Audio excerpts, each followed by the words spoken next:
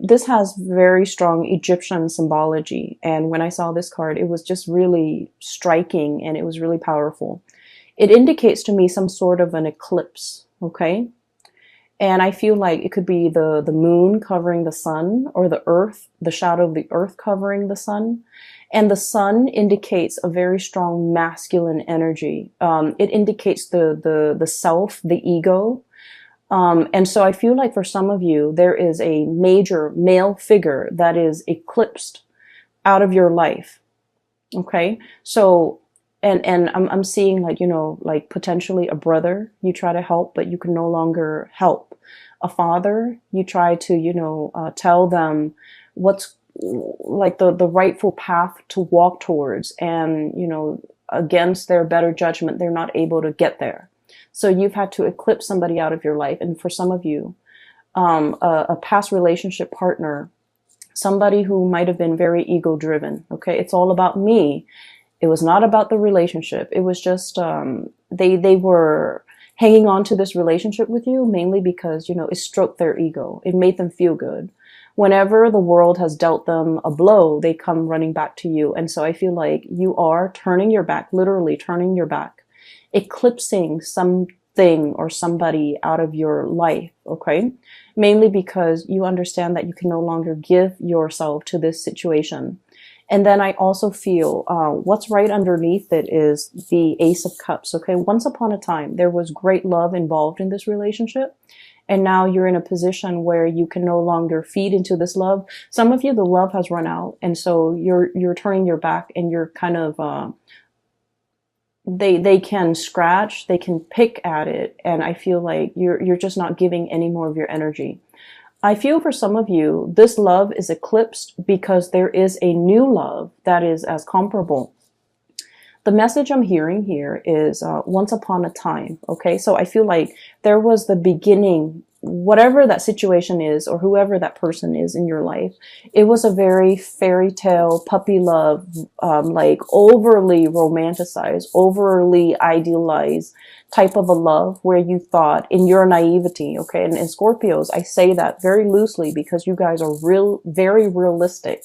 But a lot of the times the emotions can take over, and, you know, we're all guilty of this, where we see things and we romanticize things, and we imbue characteristics into a love situation that might not be there. So I feel like you might have been a little bit blinded by this love situation, or it started in such a fairy tale romance that you thought it was going to be that way. And I feel like, you know, something happens. There was a wrench in the works. There were a lot of ego issues associated with this union where the other person was not ready for the relationship.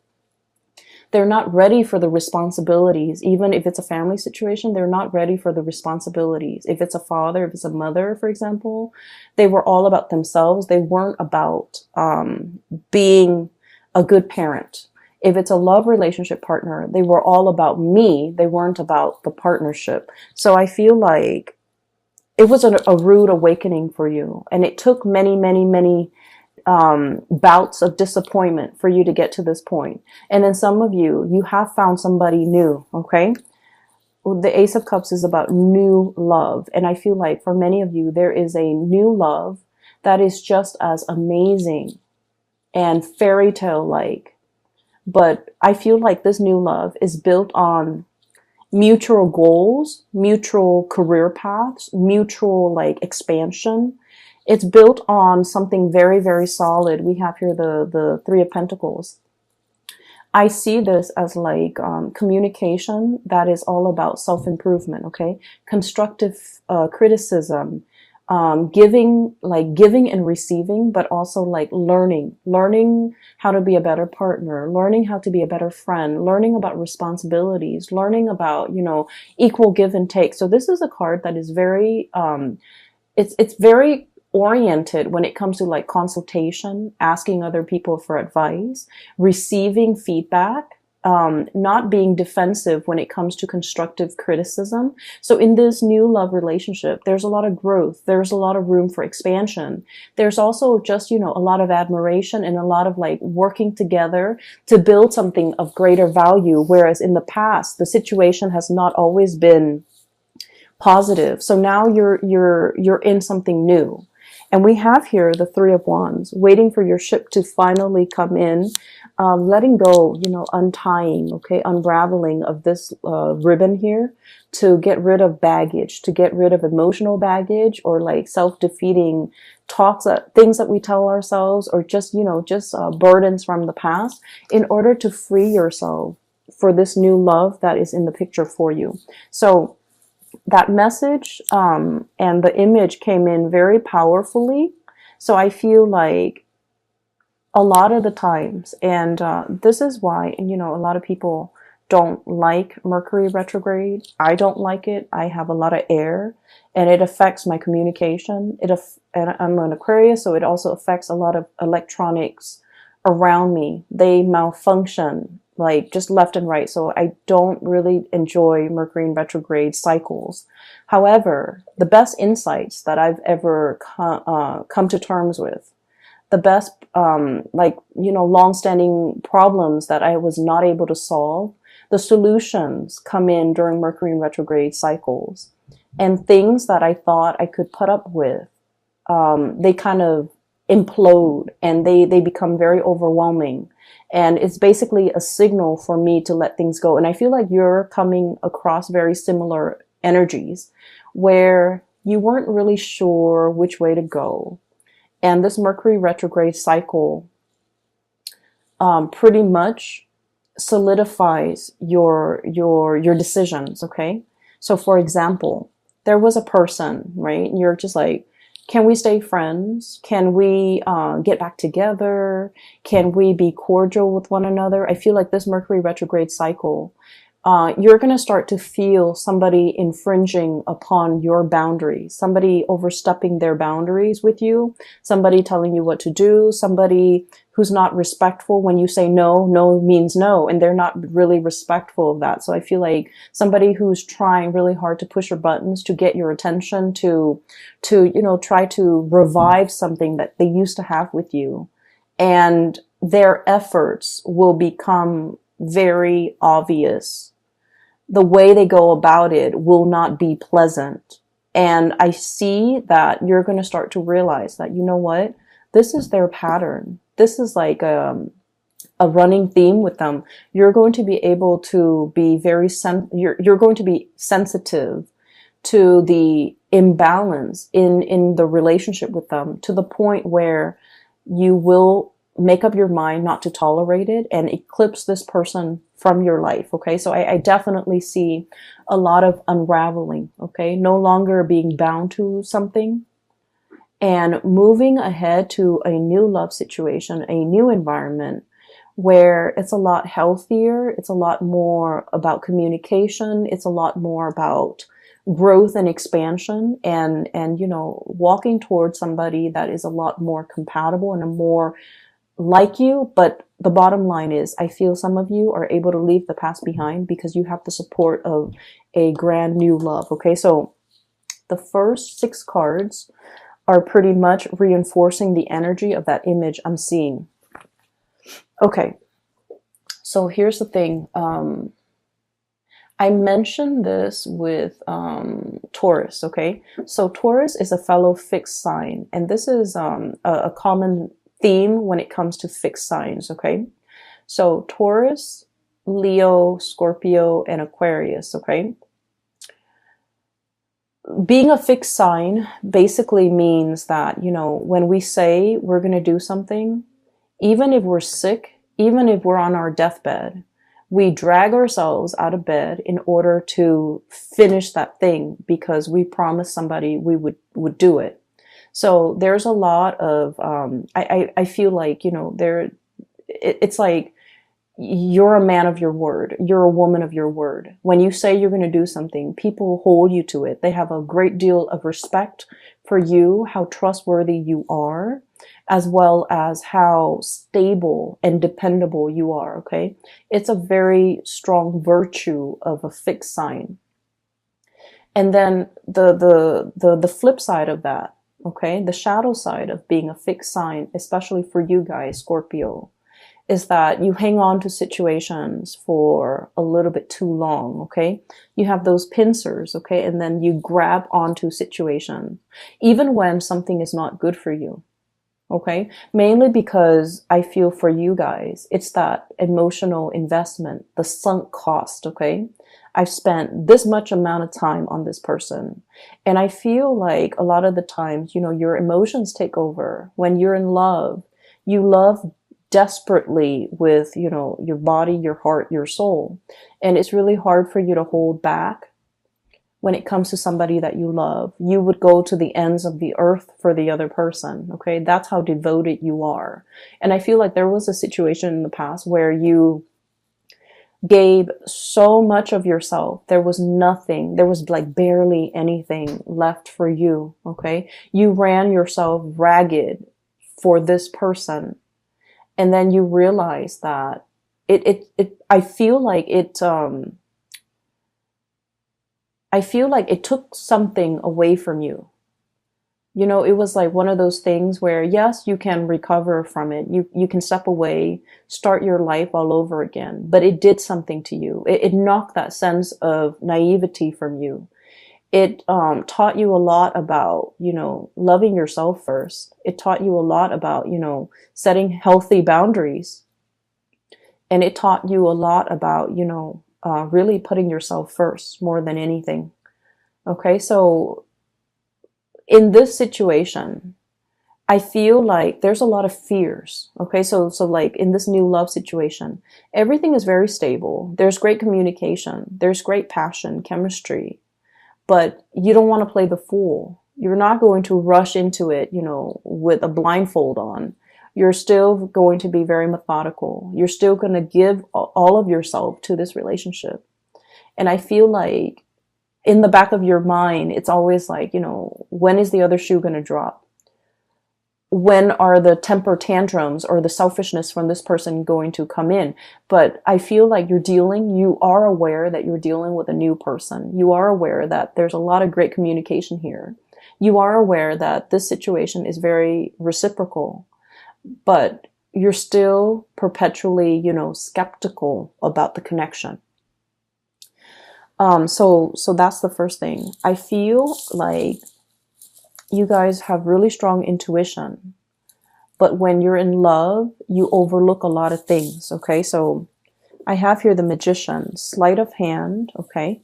So the words that come out with this card here is like concealment. Okay. Distraction, a red herring, somebody creating a distraction to kind of like lead the audience or the viewers to focus on something else that they want to show rather than something else that other people might be curious about. So it's like sleight of hands, the trick. Okay. It's like the trickster. Not that you're dealing with somebody like this, but I feel like you are very, very skeptical, and you are also trying to unearth.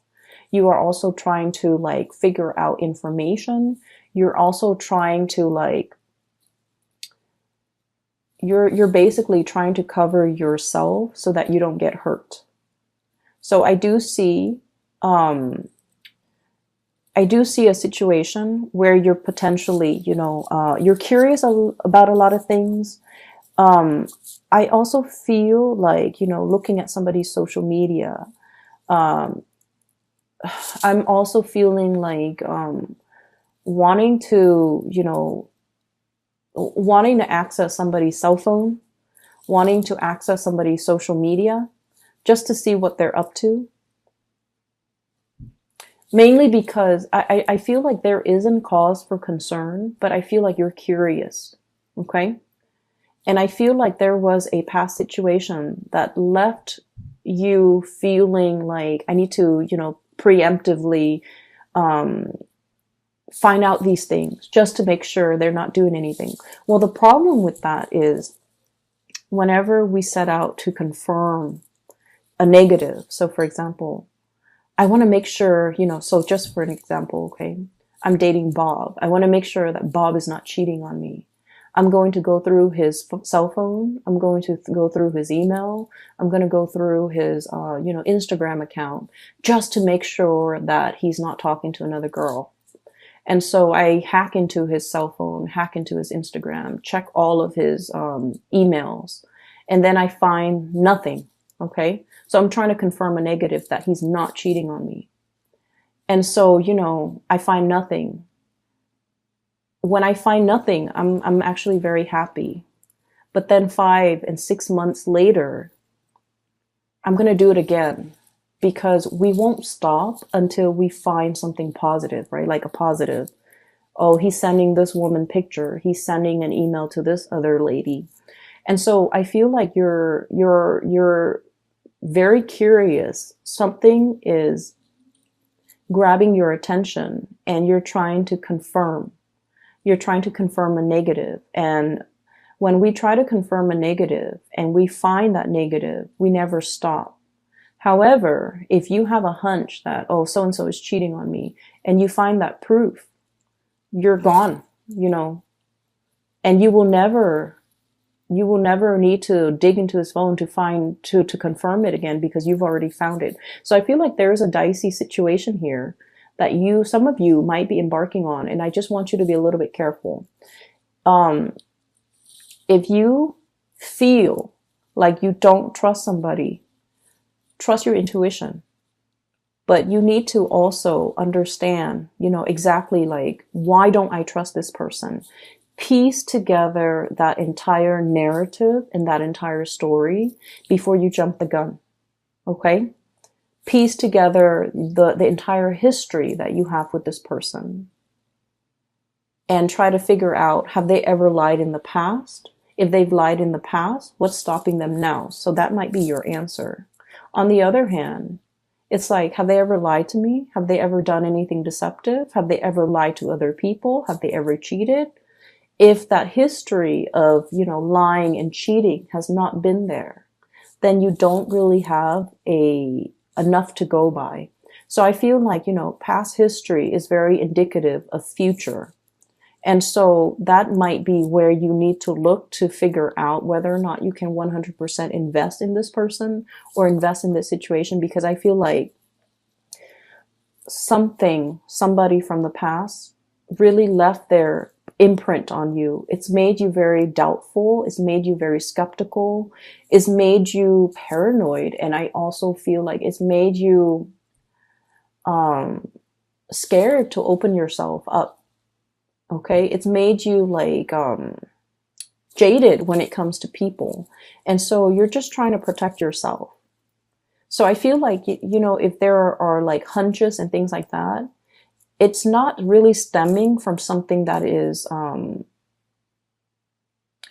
not coming from this relationship or this person. I feel like it's the fears and the insecurities that the previous person has caused, okay? That's triggering things in you, okay? So that's the first 6 cards that I am sensing here. There was another message that came through. I wrote it down because I've had this spread laid out for the past few days, but I just could not get a coherent message, but now it's coming through. Okay, so what came through is this Emperor. And I'm hearing that Beatles song, I'm the walrus, but I'm seeing this person, okay? This is a person who is like a person in a position of authority, okay? He's the Emperor. He rules empires. He rules kings. He has a lot of wisdom, he has wisdom, he has experience. He's just really, really good. He's somebody that everybody comes to for advice, for guidance, for answers, okay? However, I was looking at this card, and then the message that I'm hearing is the sun is setting on his reign. the sun is setting on this empire, meaning it's going away. The power, the prestige, the heyday, the glory. I feel like it's fading.